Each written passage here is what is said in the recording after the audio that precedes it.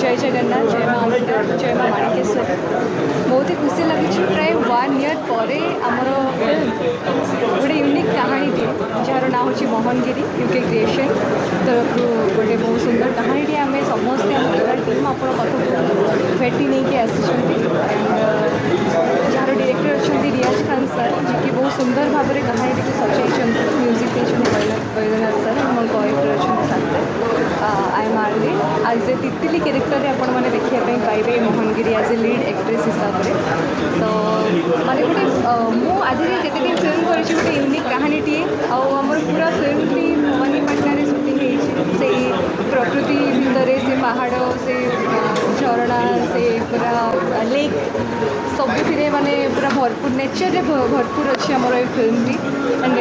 जमी लोकेशन जमी आपण मैंने देखिए कहानी सब प्रत्येक शॉट आपण मैंने सेमती बहुत भल भाव में देखापी पाइबे एंड मोर पूरा टीम तो बहुत मेहनत कर फिल्म रे कहानी को से सक्सेस करने बस आप समस्त से भल पाइबा पोस्टर बाड़ी धरती कौन राखी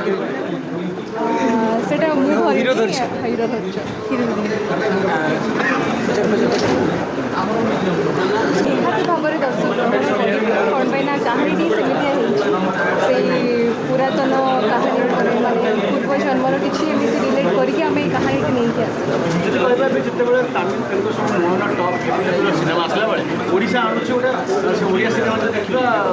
पाईना लोक मैंने चाहते कि सब किसी यूनिक कहानी आसे आजिकल जिते भी फिल्म रिलीज होची सब फिल्म टू ये आमर कहानी टी बहुत अलग अच्छी निहाती भाव में जो मैंने पसंद करती सेमती कहानी को माने पूर्व जन्म उपर हो कि नेचर जगह जो मैंने पसंद करती एवं सेमती केमिस्ट्री को टिके लव एंगल जो मैंने देखते निज गाँव को जो मैंने भल पाती से मैंने निहाती भाव में सब पसंद करते नेचुरल सुट कर पानी पवन को लेकिन भुवनेश्वर भल लगे आर्लिन जमी प्रेमिकर प्रेमिका थाए आर्लिन सेमती नेचर तो प्रकृति मत बहुत भल लगे मु नेचर बहुत प्रेमी तो मो लाइफ रो बेस्ट लोकेशन रे मु शूट करके आसी बोली भवानीपाटना रे मुझे समस्त पूर्व सिनेमा सिनेमा भीतर कौन आपको फरक अच्छे चैलेंज कौन होता पूर्व फिल्म टी थिला मोर मेहर मुन्ना जोटा कि वीवर्स मानक ऊपर नहीं से बुणाकार मानकर परिश्रम उपर देखाई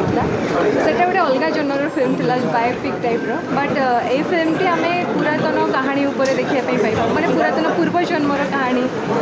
गाँव रो नेचर प्लेस एमती सब किसी देखापी पाइब तो आपण मैंने प्लीज आम पूरा टीम सप्ताह खराब पुनर्जन्म विश्वास तो सेमती माने मु करेनी कला जादू भी विश्वास करेनी सिनेमा देखी पुनर्जन्म हो मो राइटर जहाँ लिखिं मो डायरेक्टर जहाँ डायरेक्शन देखते